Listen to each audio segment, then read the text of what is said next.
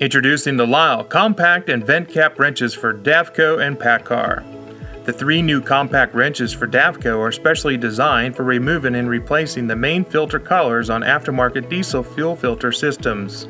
The tool has 100% engagement around the ring with a 3/8 square drive design which allows easy access to the fuel filter, especially in tight spaces.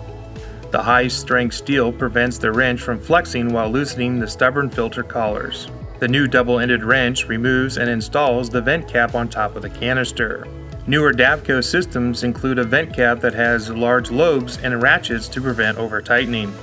The vent cap wrench has 100% engagement on the cap to prevent damage and makes it easier to remove and install the caps. Other Davco wrenches are available from Lisle.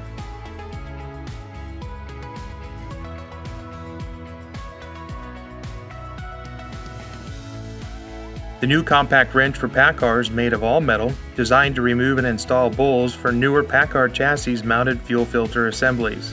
The tool engages 100% around the ring with a 3/8 square drive design allowing easier access to the fuel filter.